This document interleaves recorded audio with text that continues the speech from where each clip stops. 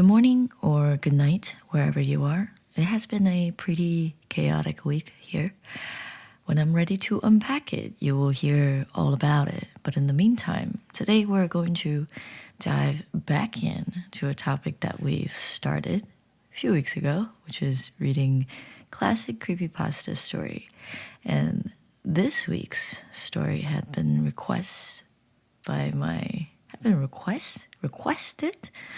sister. She really wanted me to read the Slenderman story. I remember hearing about it when I was in high school. Someone was talking about it on the school bus, and I wasn't very familiar with the term. Like, what is Slenderman? I wasn't very interested. I wasn't really involved. I think that's when it got popular. So I'm really surprised that my sister knows because there is a huge age gap between us. But I'm going to give Slenderman a try. I haven't read it prior to this, so we will both be pleasantly surprised. It has a pretty high rating. It's got 8 stars out of 10. That's pretty good for creepypasta. Let's go ahead and see, or not see, what Slenderman is all about. Oh, before I forget, trigger warning. Today we'll be talking about beings and entities, children and childhood, monsters, creatures. And if I find out more, I will go ahead and add it back to the beginning for you. So let's buckle up, tuck in your blankets, and Slenderman away.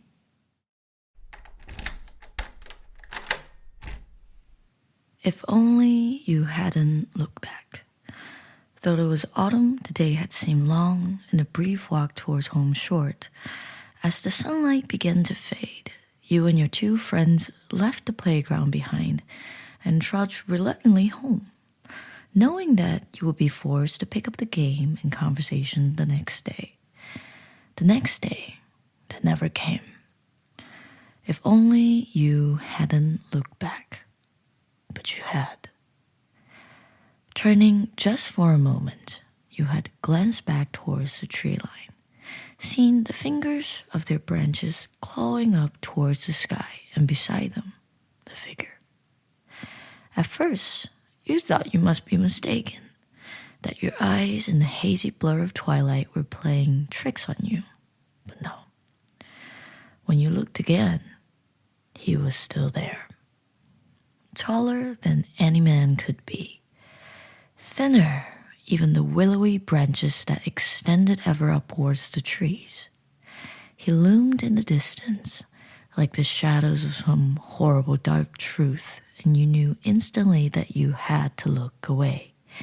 That if you didn't tear your eyes away from that blank, featureless face, then soon the blank will wash over you, become you, and you will walk slowly but surely, as if pulled by some magnetic force towards him. Toward him, though you feared him, though you were scared of his unnatural height, the aching blank whiteness of his face, the arms that seemed to stretch towards you, and the slithering tentacles behind. You turned, screwing up your eyes, willing yourself not to look, not to see, not to give in and go to him.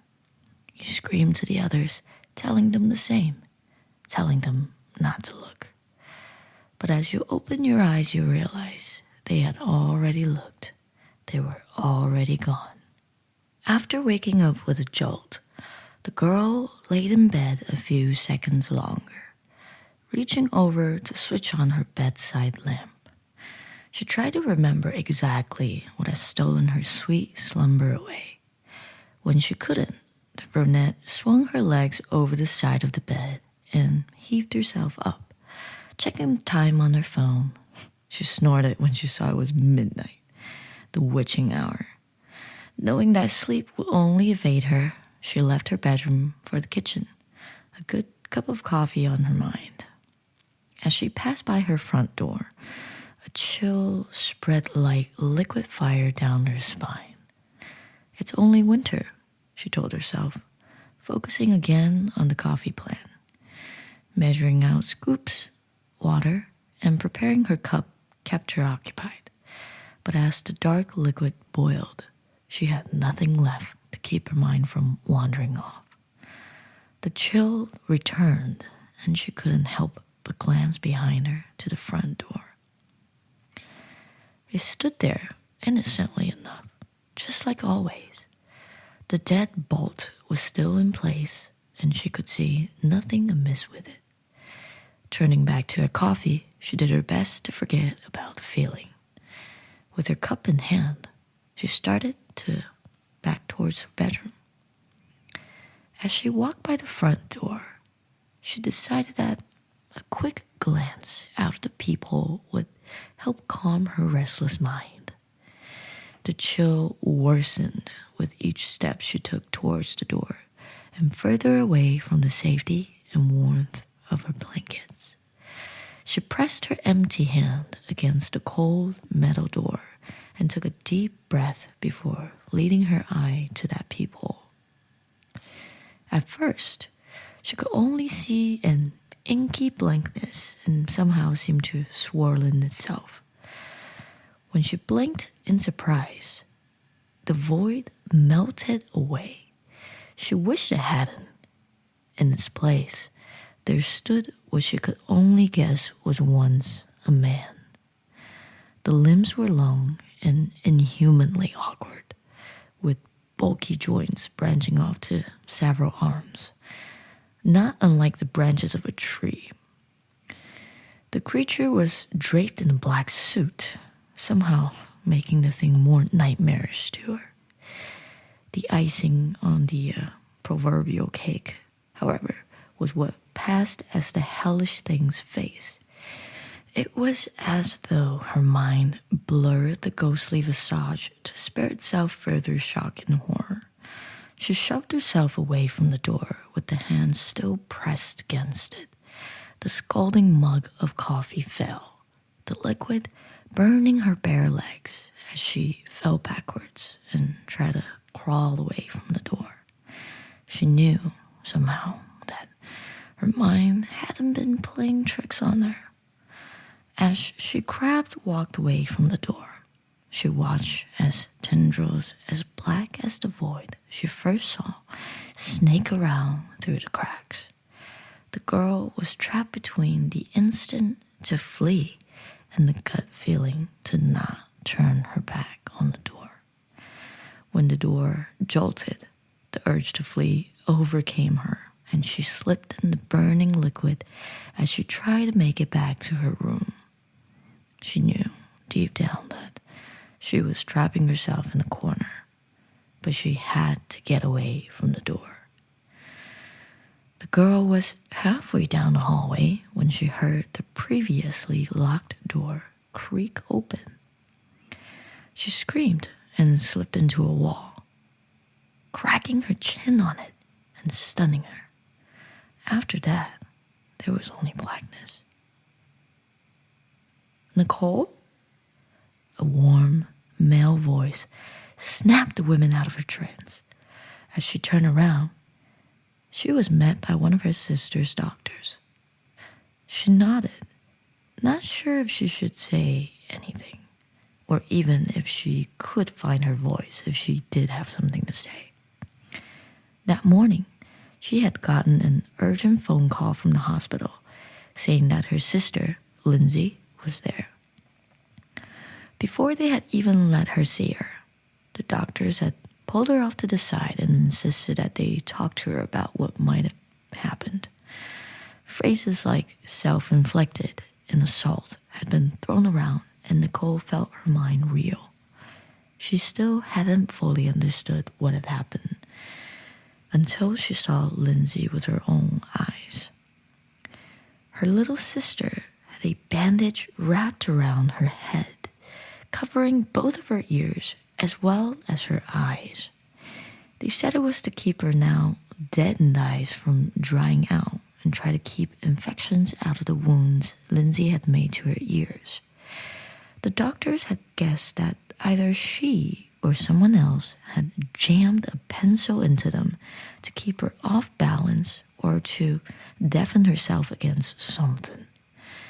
There was the mix of first and second degree burns on her hands, legs, and feet from what was assumed to be the coffee of her neighbors found slipped all over the entry to her apartment. As Nicole walked into her sister's hospital room for the first time, she thought she had spied the silhouette of a man in the window. That she knew was impossible. Her sister's room was on the 3rd story of the hospital. In May 2014, 2 Wisconsin girls named Morgan and Anissa were accused of stabbing their classmate Peyton because they believed that doing so would please the fictional Slenderman and prevent him from harming their families. The girls, who said they learned of Slenderman on the website creepypasta, were just 12 years old at the time of the crime. Peyton was stabbed 19 times and barely survived the attack. In October 2019, Peyton spoke out for the first time about the attack. "I've come to accept all of the scars that I have," she said in an ABC interview. "It's just a part of me. I don't think much of them. They will probably go away and fade eventually." In addition to the attack on Peyton, there have been numerous other crimes connected to the fictional Slenderman, mostly involving young teens. After the Wisconsin stabbing, a 13-year-old Ohio girl, believed to be obsessed with Slenderman, attacked her mom with a knife. That same year, a 14-year-old girl from Florida reportedly set her house on fire after reading about Slenderman. Okay, this is my thing. I remember back then, what was it? I think it should be around 2014. At that time, when Slenderman was really popular, there was a game. The game about it where I think you're just like running around, and if you hear a noise, don't look back. If you look back, then the Slenderman will just creep up to the screen and game over, right? Why don't we just stick to the game version of that and not carry it into the real world, children? Why do you do these things and believe that you are being possessed? Okay, in some cases, perhaps is explainable, but in most, not explainable, not acceptable either. Don't carry your fantasies from fictional stories into the real world. Don't harm people around you. Like if you really like the story, let your imaginations go wild. Don't actually turn it into something that is hurtful to others. Let me just say it again for the people in the back, for my young and impressionable children / teens. Let's say, in theory, that you are in love with Naruto's storyline and you believe that you are the 5th, the 6th, the 7th Hokage. Live your best life. Imagine all you want, but there is a fine line between fictional world and the real world. So I better not catch you Naruto running down the street or in the cafeteria or wherever you roam, even though I probably have done so when I was younger as well. But there's some things that we can carry over, some things that we can take with us. For example, in Naruto, let's say, the value of friendship, the value of mentorship into real life and, to help us in those areas. But for the gruesome acts, for things that are visibly morally unjustified, don't do it in the real world. There was a reason why it was demonstrated in the fictional world, so that it will hurt less. Even though in some cases, anime characters passing away do be hurting us more than it should. Wow, giving you anime references has reminded me that I have yet to finish the last episode of Jujutsu Kaisen. I need to finish that real quick before I just completely forget about the plotline. Anyways, thank you for tuning in to the 39th episode of Lactose Intolerant. While I truly appreciate the existence of these creative stories, I hope that as readers, we're able to distinguish what should be appreciated from them instead of creating some negative image from things that aren't meant to be portrayed in that way. I hope everyone stays safe. Have a wonderful week ahead, and I will see you next week.